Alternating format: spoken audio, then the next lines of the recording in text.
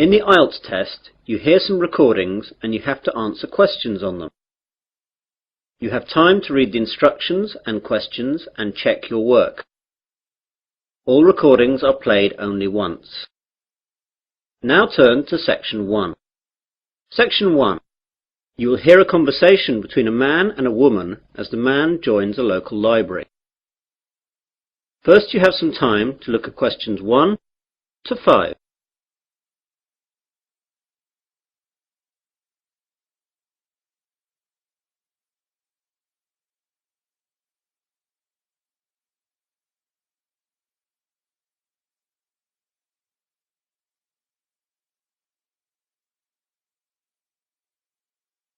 You will see that there is an example. This time only, the conversation relating to this will be played first. Hello, I'm new in the area and I'd like to join the library, please. That's no problem. Let me get an application form. Here we are. Now, all we have to do is fill this in and then I'll get you to sign it and you'll be a member. Great. Now then, what's your full name? Peter Adrian Camden. How do you spell Camden? C-A-M-D-E-N. C-A-M-D-E-N? Yes, that's right. So, Camden is the correct answer. Now we begin. You should answer the questions as you listen, as the recording is not played twice. Listen carefully to the conversation and answer questions 1 to 5. Hello, I'm new in the area and I'd like to join the library, please. That's no problem. Let me get an application form. Here we are. Now, all we have to do is fill this in and then I'll get you to sign it and you'll be a member. Great. Now then, what's your full name? Peter Adrian Camden. How do you spell Camden? C-A-M-D-E-N.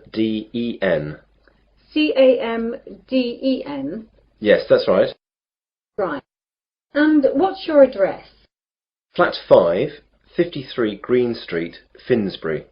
OK, got that. That's near here, isn't it?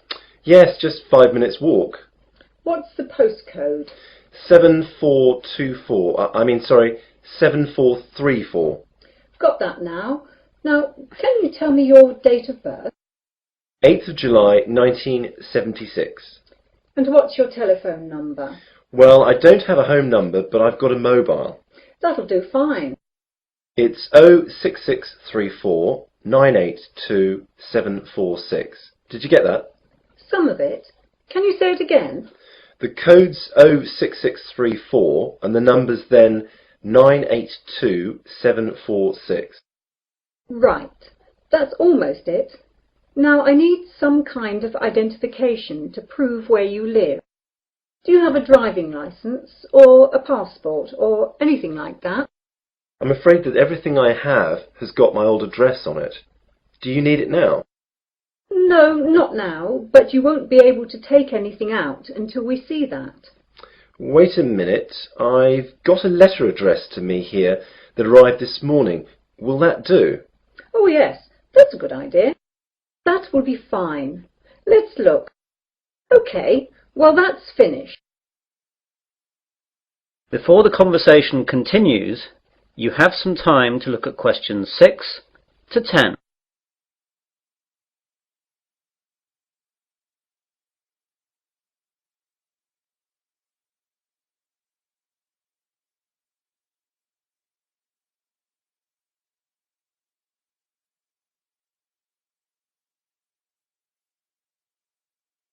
Now listen carefully and answer questions 6 to 10. Could I ask you a few questions? The council that runs the library is running a survey to find out what kind of books people prefer so that they can direct their buying. Yeah, no problem. OK, so what type of books do you like? Well, I'm very keen on mysteries. You know, when a detective is trying to find out who did the murder. Historical novels interest me too. Romance, never. My sister loves them, but they bore me to tears. I quite like books on animals too. I get them out sometimes. Not science fiction either. Too weird. Well, I think that's it then. Good. Oh, Do you charge anything? The library is free unless you want to rent out some of our videos or DVDs. And how much is that? Well, we rent videos out for $4 each and DVDs are $6. You must leave us a deposit of $60 as well. That's returnable, of course. I don't think I'll get any of those just yet. Can I pay later? Sure, just give the money in when you're ready to rent them out. Well, thanks very much. You've been very helpful. I might take a book out now for the weekend, if that's okay. Go ahead. Well, goodbye. That is the end of section 1. You will now have half a minute to check your answers.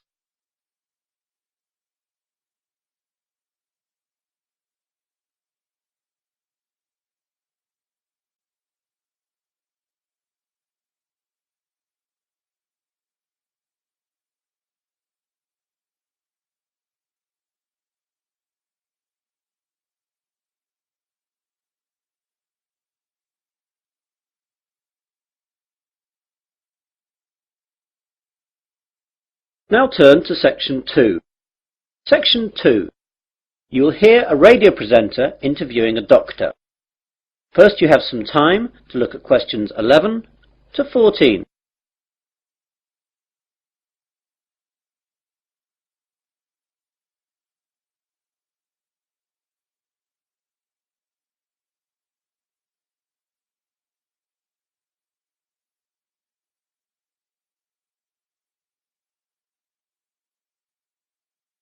Now listen carefully to the interview and answer questions 11 to 14.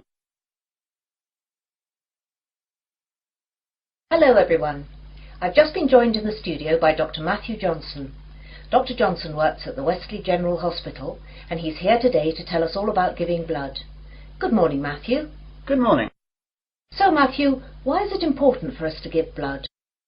Donating blood is not important. It's actually vital that people do this. Without donated blood, thousands of people would die every year, and it's something that could affect everyone. We all expect blood to be there for us, but barely a fraction of those who can give do. Yet, sooner or later, virtually all of us will face a time of great vulnerability in which we will need blood, and that time is all too often unexpected. The need for blood is great. On any given day, an average of 38,000 units of red blood cells are needed. Blood transfusions are often needed for victims of things such as accidents and burns, heart surgery, organ transplants, and patients receiving treatment for leukemia, cancer or other diseases.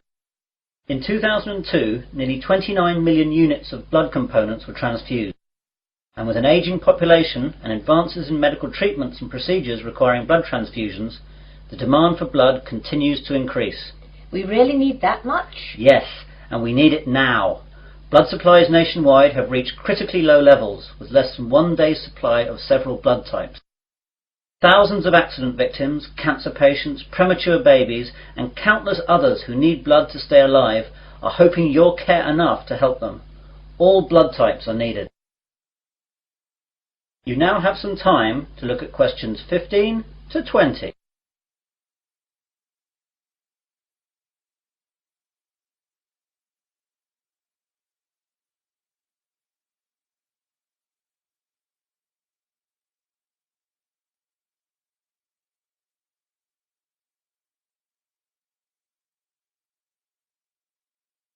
Now listen to the rest of the conversation and answer questions 15 to 20. What are the different types? It's a bit more complicated than that. First we collect the whole blood from donors, and then it's sorted into the different types, which are basically O, A, B or AB, though there are also divisions here. Then the blood is split into its constituent parts.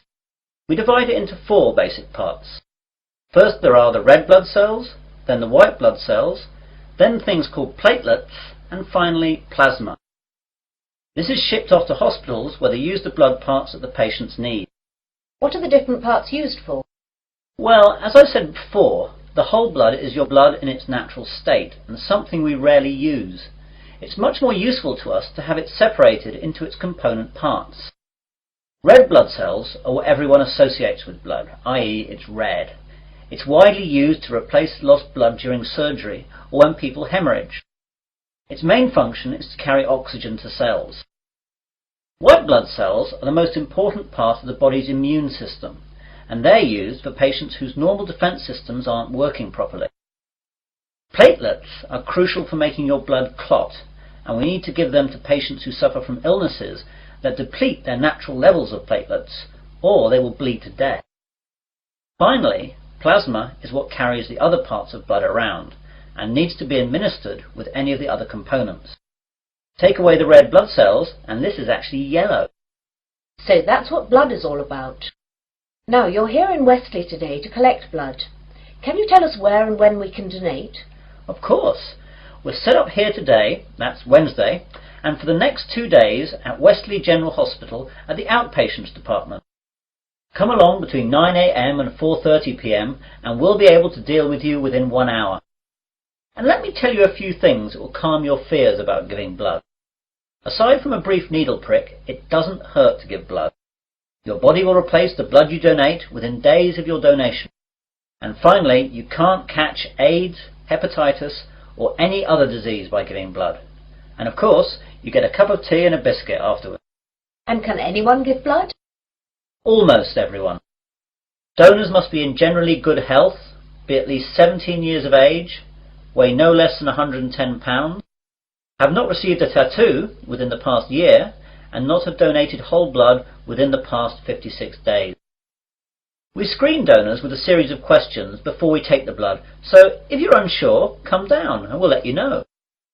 Please come down and see us. Remember, if you can donate 1 pint of blood, this can save up to 3 lives.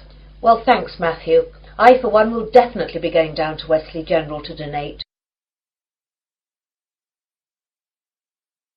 That is the end of section 2. You will now have half a minute to check your answers.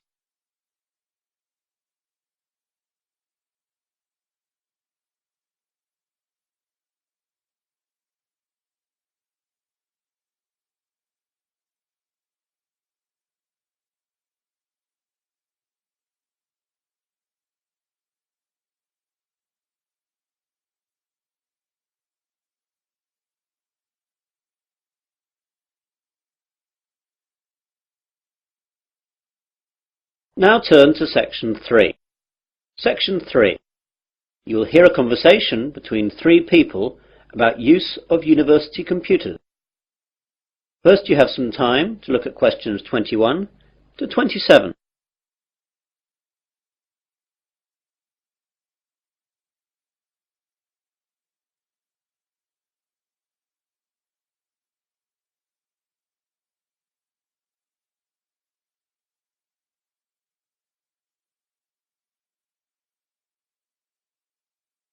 Now listen carefully and answer questions 21 to 27.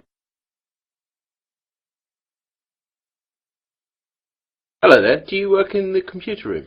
Yes, I do. Can I help you? Well, I'm a first year and I know that I'll need to use the computer room for my work, as I don't have a computer of my own. So I thought I'd get down here and see what I have to do in order to get time on one of the university's computers. Okay, there are 4 computer labs open to undergraduates. The others can only be used by the staff and postgraduates. The names of the 4 labs you can use are Wimborne, Franklin, Salisbury and Court. Wimborne and Court are in this building, the Johnson building. Franklin is in the Computer Sciences building and Salisbury is in the library. So I can use them whenever I like? Well, you can use them, but not whenever you like. As you can imagine, they're in quite a lot of demand, so you have to reserve your time on a computer. In each of the labs there is a reservation book, and you can reserve your time on a computer in that for 2 hours daily. If a computer is free, though, you can go on it straight away. It's quite straightforward, but be sure to always write your name in the reservation book in pen, or someone can rub it out and put their name in instead. Oh my God, does that really happen? I'm afraid so, and far more often than you would think. When people are stressed about their assignments, they'll do anything to get some time on the computers. Better not try it yourself, though, or you'll be banned from the computers for the rest of the academic year, and your password and username will be taken away. That reminds me, I've got to get a username and password. How do I go about that then? Well, what I'll do is to pass you over to my colleague Jane, as she's in charge of all that. Jane? Yes, Dave? I've got a new student here wanting to find out about usernames and passwords. Can you help him out with that? Yeah, sure. Hi there. Hi. Well, it's a straightforward process. First of all, tell me your name and I'll type it into the system. James Smith. Right, let me do that. You see, all students are automatically given a username and then they just choose a password themselves. OK, so your username is James Smith 2. That's all small case. That means there must be more than one of you at the university at the moment. Well, what do you want your password to be? I think I'll choose biology, as that's the subject that I'm studying, though my girlfriend Mary will be upset that it's not her name I'm using. Well, that's all done. You can now use any of the 4 undergraduate computer labs.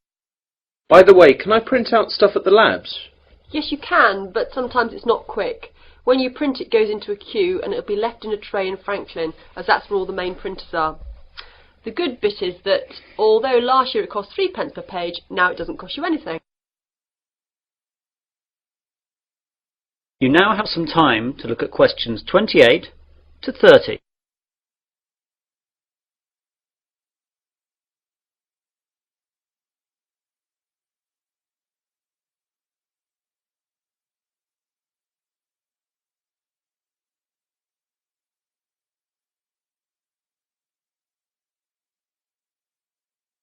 Now listen to the rest of the conversation and answer questions 28 to 30. I don't really know much about computing. Is there any training available? Yes, we have introductory courses for all new students. There is beginner, intermediate and advanced. Which would you like to go for? Well, I have done some, but I don't know if I'm up to anything more than beginner. I'd better stick with that. Intermediate could be too tough. Well, your course is in Franklin then. We're in Court now. You know where that is? That's in this building too, isn't it? No, that's Wimborne you're thinking about. Franklin's over in the Computer Sciences building. Anything else? I don't know what time the course starts. Let's have a look then. Advanced starts at 4:30 in the afternoon on Mondays, but yours is the day after at 5 in the afternoon. Are there any other times, as I've got a part-time job then? Yes, you could try Thursday at 2 p.m. How's that? Even worse, as I've a tutorial then. Anything else? No, that's it. I'll have to rearrange work then. I can't miss the tutorial. That is the end of section 3. You will now have half a minute to check your answers.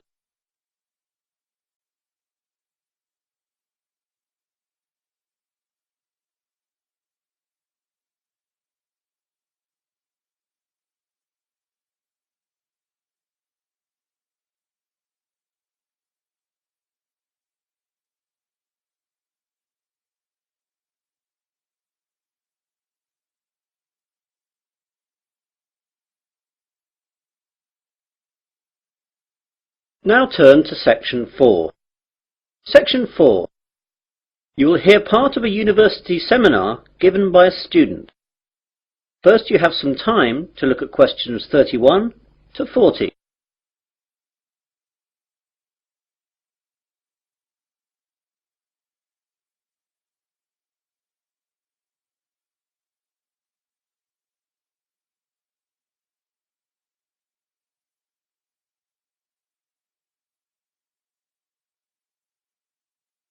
Now listen carefully and answer questions 31 to 40. Good afternoon, everyone. In today's seminar, we're going to continue listening to different students giving us a presentation on the subject of their term paper. Now, today is Hillary's turn. So, what are you going to talk about today, Hillary? Well, some of you will know that I was brought up when I was young in Japan, and I'm going to do my term paper on Japan's bullet trains, which have revolutionized their rail industry.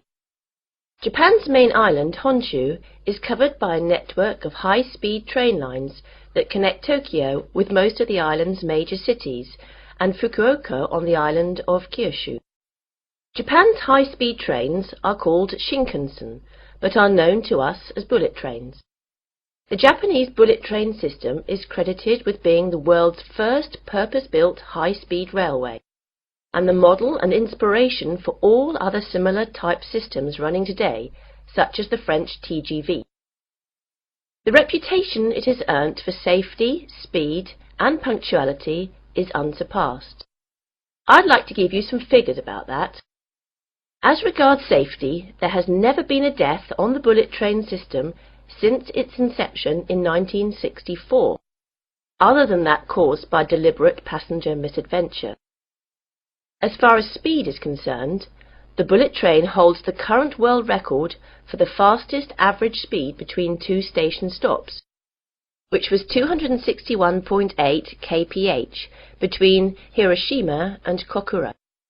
The train travelled 192 kilometres in 44 minutes. This record is from the 500 series Nozomi trains, running at a maximum speed of 300 kilometres an hour between Shin Osaka and Hakata. I'll talk more about them later. The punctuality puts European train services to shame. Most trains arrive at their destination after several hours to within the second. In 1 year, the total time that all bullet trains were late by was 12 seconds. This statistic is hard to believe, but it would be difficult to prove otherwise, and that's what the rail authorities in Japan have told us. Now I'd like to tell you a bit about their history. The first bullet train was introduced in 1964 by Central and West Japan Railways for the Tokyo to Osaka route. Most of these old trains have now been discontinued. There have been several bullet train models since then. The most recent ones have been the 300, 500 and 700 series, and it's the 500 series one that can travel at 300 kph. The bullet trains operating in Japan today are of the three following categories: Nozomi, Hikari and Kodama. The Nozomi trains stop only at the most important stations and reach Osaka from Tokyo in only about 2.5 hours, and it's the most modern of bullet trains that serve as Nozomi. Hikari trains stop a little bit more frequently than Nozomi trains and need roughly 3 hours to reach Osaka from Tokyo. Kodama trains stop at all stations, and they are the local trains among bullet trains.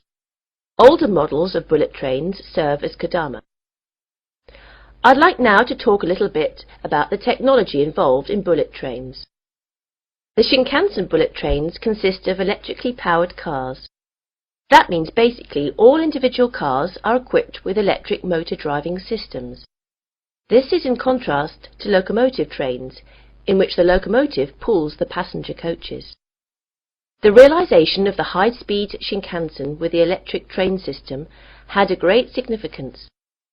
The French Train à grande vitesse, or TGV, runs on a centralized power system, in which the heavyweight, high-output locomotives at both ends pull the passenger coaches. It's a system suitable to European railways, which run basically on straight tracks in wide plains with solid foundations. However, it is unsuitable in Japan, where the ground is flimsy and the tracks full of curves and undulations, and intercity distances are short, making it necessary for the trains to accelerate and decelerate frequently. One of the advantages of the electric car system is that the motor functions as a brake to reduce the speed of the train. When the power feed to the electric car motors is stopped, the wheels continue revolving, keeping the motors rotating, resulting in electricity generation by magnetic induction. As the force acts in the direction opposite to the axle's motion, it functions as a brake to the train. All the motors equipped on each coach can be utilized effectively to reduce the speed, making the electric train system advantageous on Japanese railways, which involve frequent deceleration and acceleration. In addition, by virtue of the remarkable progress achieved recently in semiconductor technologies, the electric train system has undergone tremendous improvements in power, operability and safety administration, so the system is becoming increasingly advantageous. That is the end of section 4. You'll now have half a minute to check your answers.